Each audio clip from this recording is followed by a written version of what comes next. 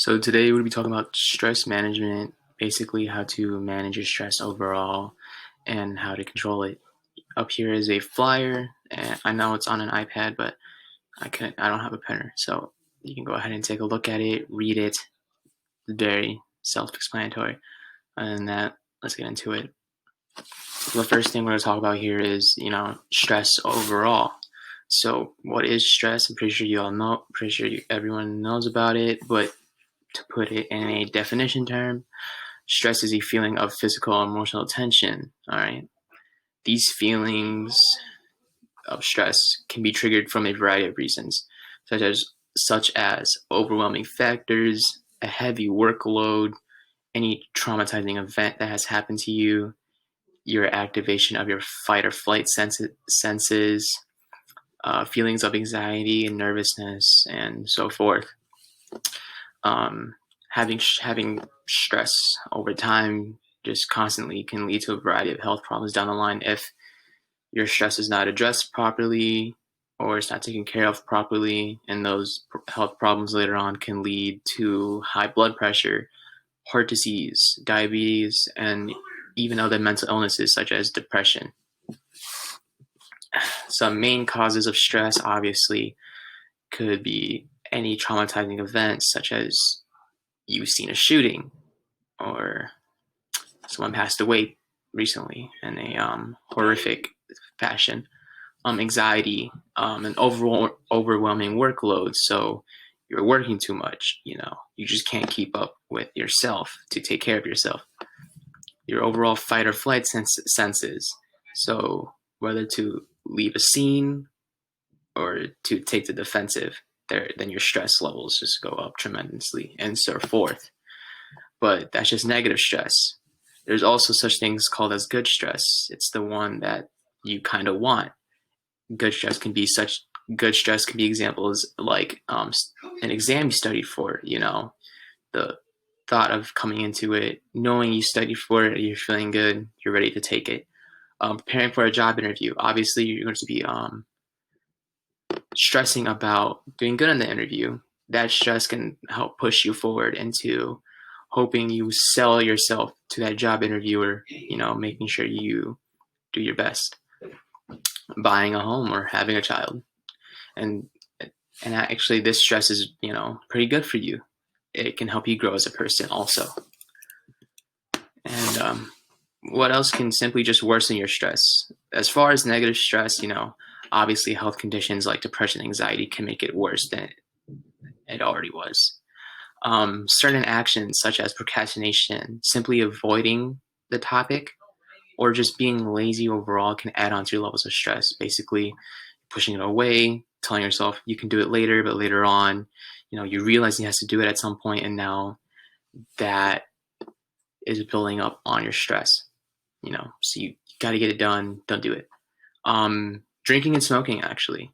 They might seem like good ways to get the edge of stress off. Believe me, a good drink every now and then does, ease the tension a little bit. They can actually heighten your anxiety more later on. And then not only that, it can just lead to other health problems other than stress if you're constantly drinking and smoking. Now let's get on to stress management. What is it? Stress management overall is what you can do to manage and lower your stress overall. Now, everyone has a different way of achieving and managing their stress levels. It all depends on what they do and how they can achieve it. Everyone is different, obviously, so not every method works. But if you can truly commit to it, then the plan will go as follows. Well, what exactly can you do to manage that stress? There are many ways you can go on to this. I probably even missed a few, but these are probably one of the key ways to manage stress. You can create a calendar, obviously mark down important events, set a routine or a schedule for yourself to do certain things. Obviously, if you do that, commit to that, you can obviously manage your stress levels and you won't feel overwhelmed and doing a lot of things and overworking yourself. Exercise. It doesn't even have to be like a heavy exercise. We're not talking about like pushing weights here. We're not talking about squatting 350 pounds. This can be simply just a light exercise, a walk or a jog at best. Do that. It can really help out with your stress. Some people like to relieve stress at a hands-on approach. When sometimes you see a stereotypical punch in the wall, feels good. Obviously, a light exercise can help in managing that stress. Relaxation techniques such as yoga or meditation, and the argument of meditation, it is basically the practice of calming your mind and your body. Over time, practicing meditation, you can eventually achieve that. And then meditation will simply just feel like you're floating on cloud nine. So practicing that will help clear the mind out. And eating a well-balanced diet too. A well-balanced diet goes a long way in taking care of yourself.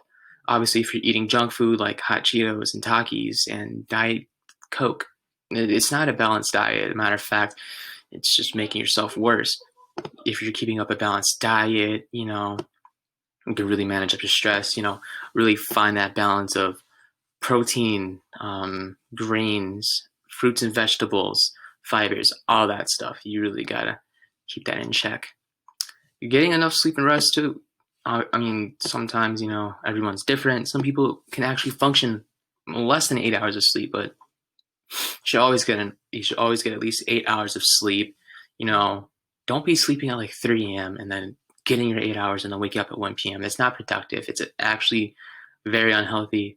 Set a good bedtime for yourself, 8 hours, maybe a little bit more, and then just get right up. All right. You don't want to be oversleeping because it actually can hurt you in the long run and just adds on to procrastination. Also, know your limits. When I say know your limits, I mean know what you can do in your reach. For example, at work, say you're a restaurant server, you maybe have 4 or 5 tables, and now they're asking you to take another table on top of those. You can't take it, just say no. You don't have to do everything that's on your plate. Know your limits. If you know you can't do it, then simply don't do it. And if you try to overstretch your limit, you're going to stress yourself out.